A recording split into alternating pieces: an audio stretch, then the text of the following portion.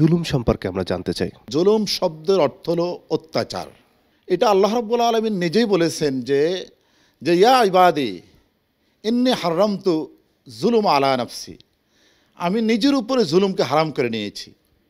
অতএব ওয়াজআলতুহু মুহাররামান আলাইকুম মুহাররামান, তোমাদের উপরও আমি জুলুমকে হারাম করে দিয়েছি। অতএব এই জুলুম একটা মহাপাপ, কবিরা গুনাহ, যেটাকে আমরা বলি কবিরা গুনাহ। এই কবিরা গুনাহ কিছুতেই সেটা আল্লাহ রাব্বুল আলামিন নিজেও ক্ষমা করতে পারেন না, কারণ এটা বান্দার হক, পারস্পরিক বান্দার হক। আল্লাহ কখনো ক্ষমা করতে পারে না যেই পর্যন্ত বান্দা সেই জালিমকে, মাজলুম ব্যক্তি জালিমকে ক্ষমা না করে।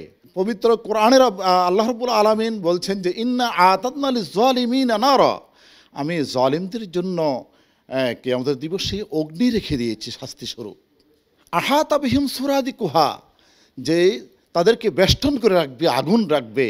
আর তাদেরকে কি ওয়াইয়াস্তাগীসু ইউগাসু বিমাইন কালমুহলে, তাদেরকে আমরা যদি তারা পানি চায় তাদেরকে এমন পানি খেতে দিব যা তামা গলিত পানি, যে তামা গলিত পানি তার মুখে জ্বলছে দিবে। এমন সেই লাঞ্ছনাকর, সেই জুলুমকারীর যে শাস্তির কথা মহান আল্লাহ রাব্বুল আলামিন বলেছেন। হাদিসে আরও বলেছেন যে জুলুম এমন একটি অপরাধ যে সে যদি ক্ষমা না করে তাহলে কোনো দিনও সে ক্ষমা পাবে না। তাই এই সমাজে জুলুম মুক্ত করতে হলে পরস্পরের মধ্যে একটা সৌহার্দ্যপূর্ণ ভাব, গাম্ভীর্য আমাদের যা থাকে, সেইটাই আমরা আমাদের সমাজের জন্য অত্যন্ত কল্যাণকর বয়ে আনবে। দেশ জুড়ে তোলপাড়, ওয়ালটন ফ্রিজ কিনে আপনিও হয়ে যেতে পারেন মিলেনিয়ার। মানুষ দেখুন একে অপরের সহায়তা ছাড়া চলতে পারে না, ধনী গরিবের পাশে সবসময় থাকতে পারে।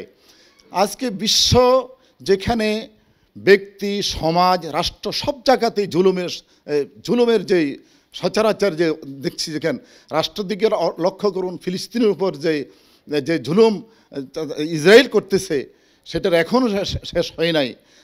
দুর্বলের উপর সবলের যে অত্যাচার, এটা আল্লাহ রাব্বুল আলামিন কখনো ক্ষমা করবেন না।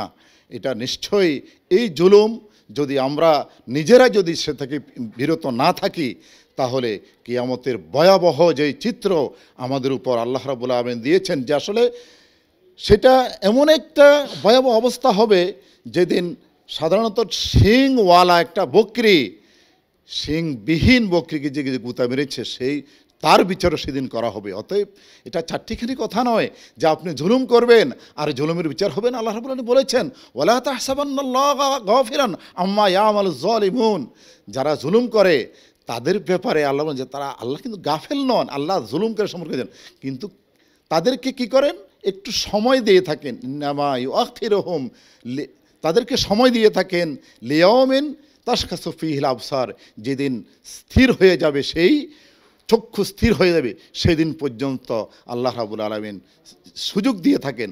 আল্লাহ ছেড়ে দেন না, ছাড় দিয়ে থাকেন, তাদেরকে সংশোধনের সেই সুযোগ দিয়ে থাকেন। দেখুন পূর্বের যে জাতি ধ্বংস হয়ে গিয়েছিল, ফেরাউন, হামান, তাদের অবস্থা দেখুন। সেখানে দেখতে পারবেন যে তারা সেই সারা পৃথিবী, অর্ধ পৃথিবী তারা শাসন করেছে, দাপটের সাথে তারা মানুষকে জুলুম করেছে, সন্তান হত্যা করেছে। সেই যে জুলুমের যে অত্যাচার, নিপীড়ন, তারা কি দুনিয়াতে থাকতে পেরেছে? কোনো দিনও না। অতএব যারা আজকে জুলুম করতেছেন তারাও এভাবে মনে রাখতে হবে যে এই জুলুমের একদিন অবসান হবে। বিচারে কাঠগড়ায় আল্লাহ রাব্বুল আলামিনের কাছে অবশ্যই দাঁড় করতে হবে। সেদিন আর কোনো সুযোগ দেওয়া হবে না, শুধুমাত্র আগুন আর আগুন।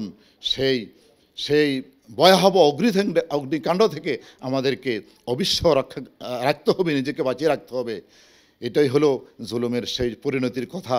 অতএব আমরা সুস্থ সমাজ জীবন গড়ে উঠব, জুলুমবিহীন সমাজ যাতে গড়ে ওঠে সেই জন্য আমরা চেষ্টা করব।